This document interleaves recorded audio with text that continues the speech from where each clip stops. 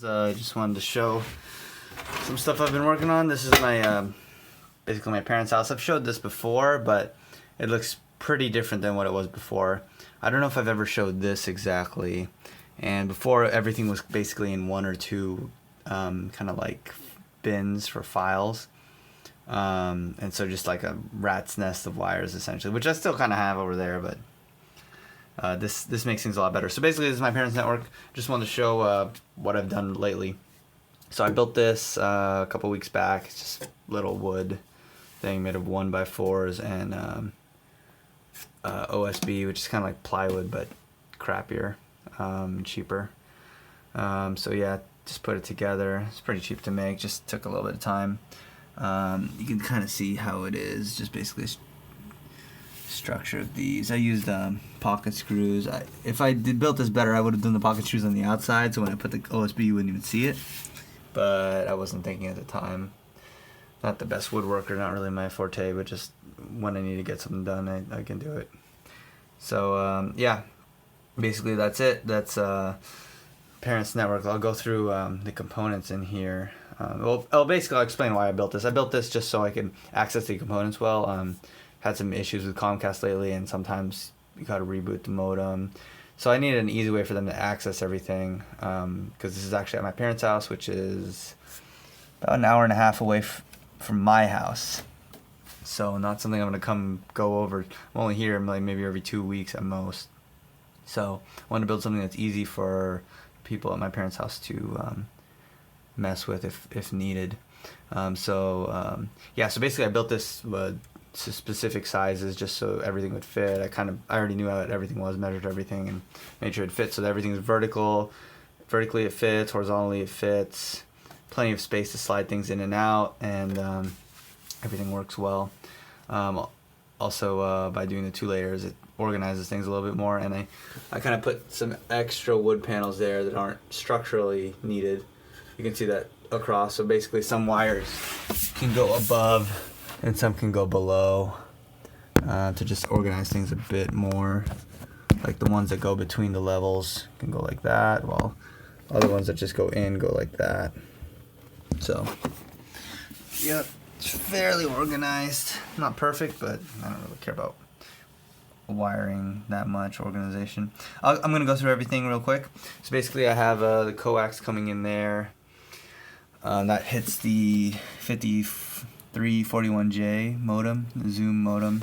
I have these at basically all my houses. These, like my house, my family members' houses that have Comcast, work really well, reliable, and they're DOCSIS 3 with 8 channels. 8 channels or 4 channels, I don't remember. It's higher than whatever the normal ones are. Usually just 4 channels. The new one is probably 8 channels, or they might be DOCSIS 3.1. I think that's a new thing, but I don't think Comcast is supporting it yet. Anyway, modem, that goes out to this pfSense box. This has a Supermicro motherboard. I probably showed this before, I'm not exactly sure. Definitely showed the internal components, but this is it at my parents' house now. Has a motherboard, a Supermicro motherboard, 8 gigs of RAM, laptop RAM, has a pfSense installed on an SSD in there, like an Intel SSD. It has 2 terabyte hard drives in a RAID.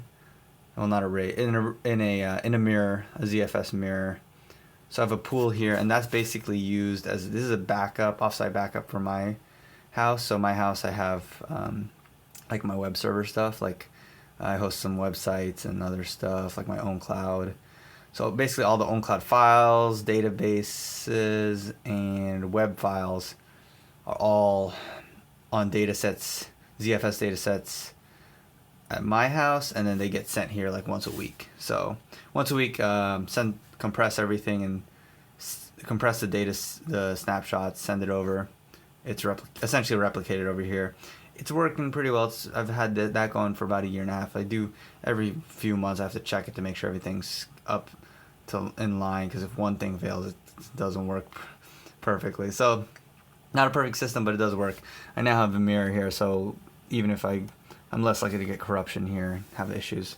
So yeah, that's basically what I use this for, pfSense. It has, the Supermicro motherboard has 2 NICs in it, and it has 2 network interfaces, and then I have a network card with 2 more network interfaces. So there's 4 total.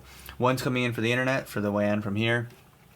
Then I have 2 for the LAN, and that is, one goes into this. This is just some cheap access router I got a while ago, flash with DDWRT. It's acting just as a wireless access point.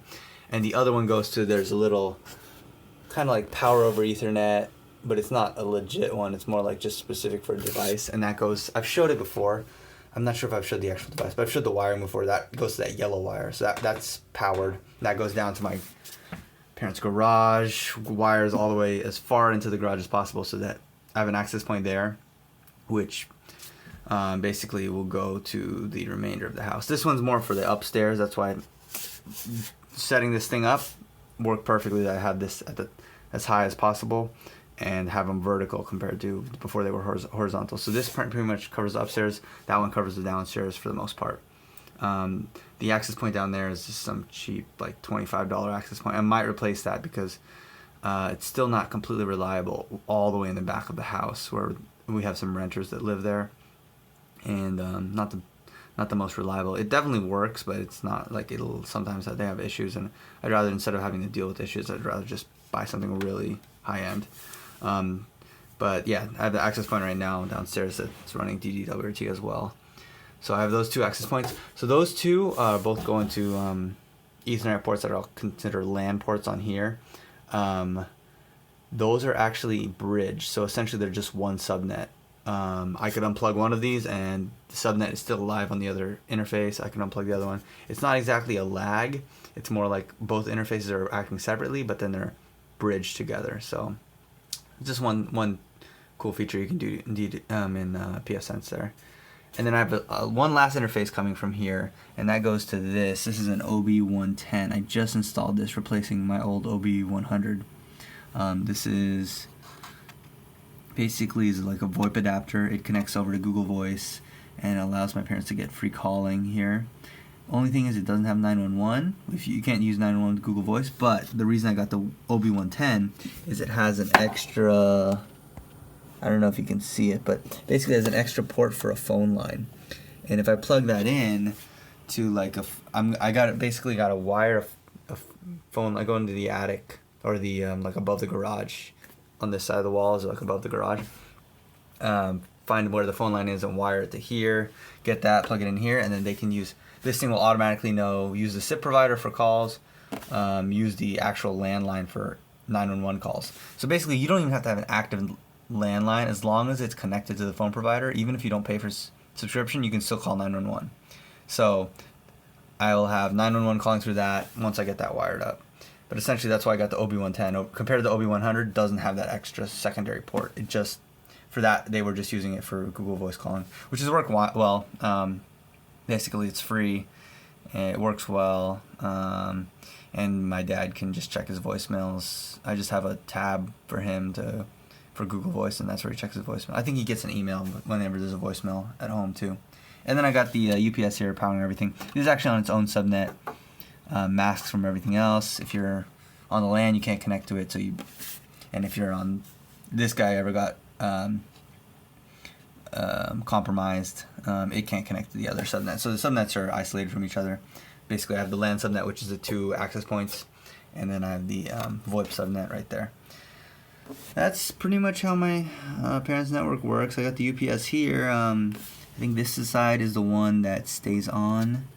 Yeah, and then this side dies. So if say I unplug that wire over there, or if the power died for the house, the wire is actually over back here. So that's where the wall power comes out. If the power for the house died, basically the 2 wireless access points die. The VoIP stays on for 911, and the server stays on, the modem stays on. So internet still works. I can still connect to it from the outside, but you wouldn't be able to use wireless or the LAN here at all. But phone calls would still work, so for emergency situations. So basically, that's how I have my my thing set up. Still working on getting that phone line in, but otherwise it is pretty set right there. So yeah, that's pretty much it. Their entire network in a box except for the access point downstairs. Alright, I hope you guys enjoy this video. I'll see you guys later.